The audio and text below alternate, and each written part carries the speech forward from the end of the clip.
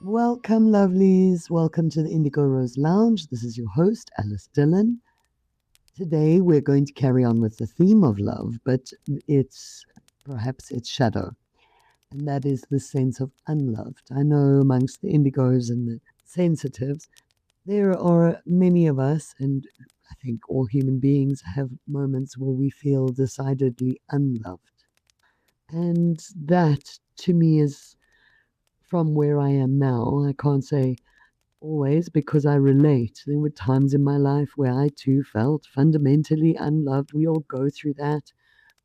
But from where I am now and having worked with the souls that I work with now and being able to see and interact with souls from next world, the idea that anybody is unloved is unfathomable.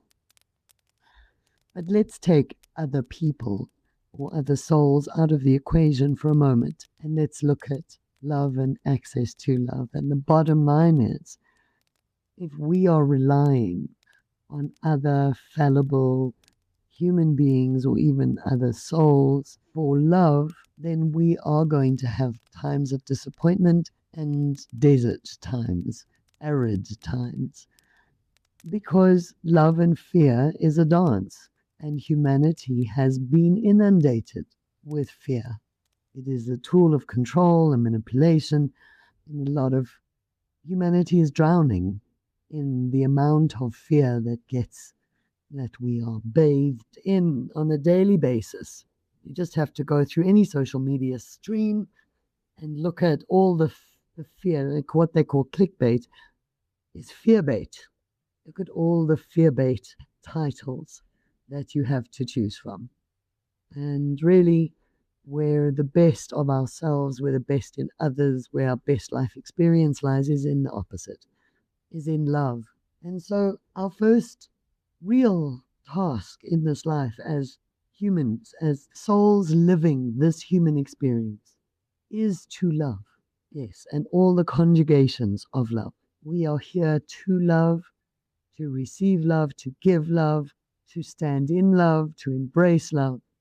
But one of the tasks that we will spend the greatest amount of time possibly doing is finding and removing all of the obstacles to love that exist either in our minds or in our frame or in life itself.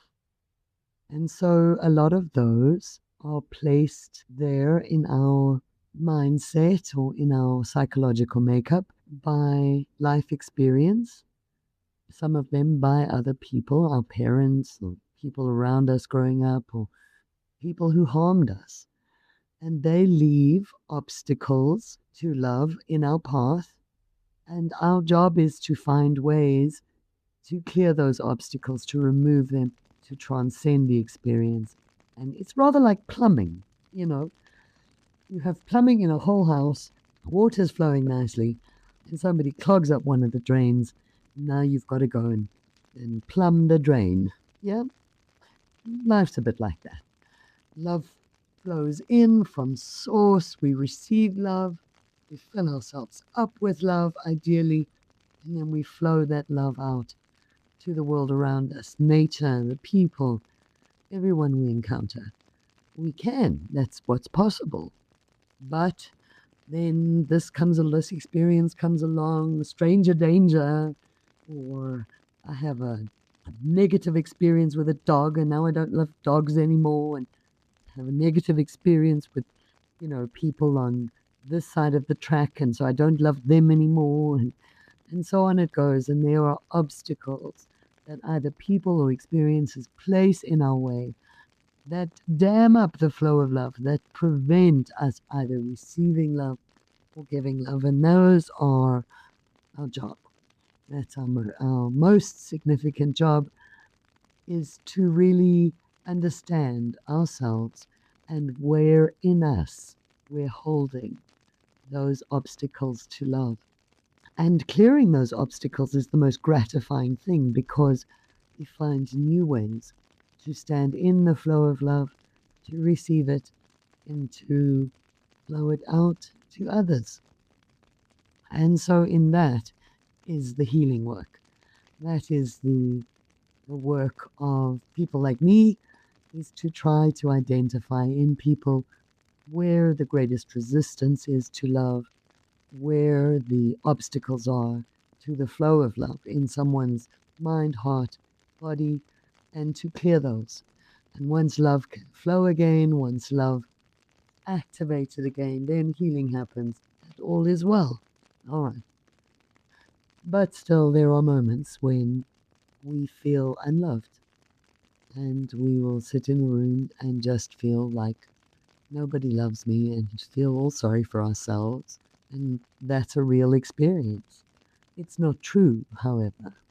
Anyone that I have ever encountered in my entire life is surrounded 10, 12, 30, 40 layers deep by souls that love them, by souls that are along for the ride some of the time. They're just interested in the subject matter that you're passionate about, and so they've kind of hooked their wagon to your train, and they're along for the ride because they're fascinated with whatever you're dealing with. And indigos, we attract more of them than other people because we generally don't tend to live white picket fence lives with, standard parameters, and we ask big questions, and we challenge big theories, and we explore, we ask, we challenge, we adventure whenever we can, and we look for truth. And there are souls in the next world who also want to do that. They want to explore truth. They want to know. There are things that they will not have learned during their lifetimes that they want to learn vicariously through you. And then there are just those that love you. They just love you. They're with you because they love you, and to love you is their state of bliss. And when we feel alone, it's generally because something has cut us off from our higher selves, our spirit selves. And that can be when we're at a really low frequency vibration, rage, anger, apathy, even. At those levels, at that frequency, we can't connect spiritually. We can't connect with our spirit selves when we're right down at the bottom of the vibrational scale. And so when we feel alone, that really tangible sense of aloneness is in truth more our disconnection from the source of love or from those that love us, more than it is any reflection of real truth.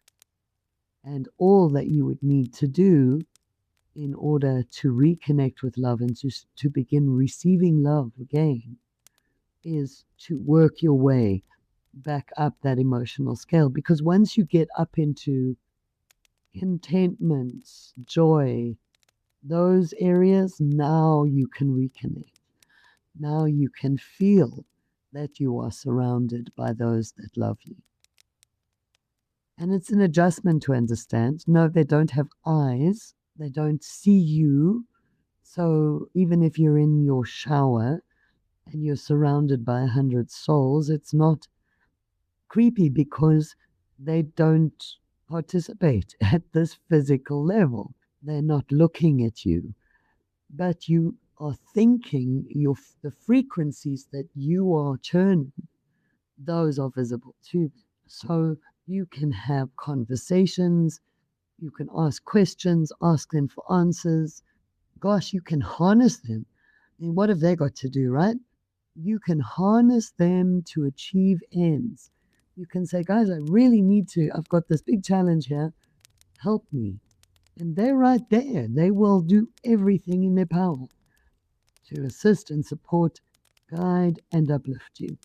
And they will love you. So you are never, not for a moment, ever unloved. That's not a reality, although I understand it is sometimes very much an experience. But there's very quick, very gentle answers and solutions to that feeling of feeling unloved. Love is everywhere, however. Love holds the atoms of your being together. Love from source is constant. Without it, we would all fall apart into a million pieces. And we would still be eternal beings and we would still be alive, but the physicality of the world is held together by love. And so without it, we would not be. And so love is everywhere. Love is in all things. We are within love and part of love. And love is everywhere. And when we shift our focus to understanding love, not as a limited exchange between two human beings, but as a vast and unlimited, energetic truth, then that experience of being unloved would not show up.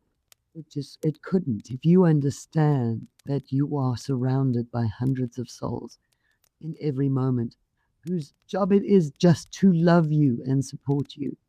If you understand that your entire physical reality is held together by love, and that if you just hook in to the source of all love, if you just hook into source, if you just reach up to your higher power and stick a straw in there and just focus some love in that direction, what will come back at you will be mind-blowing, will be 100 million times anything you've ever experienced love-wise in your life. So the idea of being unloved, as much as I understand it's an experience that is dreadful, it's not nice, it's not pleasant, but it isn't a reflection of truth in any way. You are always loved. You are always. I wish for a moment each one of you listening here to my voice could see what I see when I look at you, and you would know without any doubt that you are loved. You are loved always. The only obstacle that you would have in that path is a reliance on other fallible human beings having their own experience as your source of love. Another human being is never going to be able to provide you with enough experience of love to satisfy your soul. It's not possible. No one other human being is that infallible. But if you turn to the source of all love, whatever you understand that to be, and you love that, and then receive in return all the love of the universe, all the love of experience, you can then ingest that love, fill yourself up with it, and share it with others. And that is a true and wholesome cycle. You can also teach your children that as much as they look to you for love and you are their first source of love, that they are loved. They are loved by source. They are loved by all the souls that surround them. And one of the best gifts we can give to our children is the certainty that they are loved. Not necessarily by us, always, because we're fallible. And sometimes they can drive us nuts. And we love them still, but they're driving us nuts right now.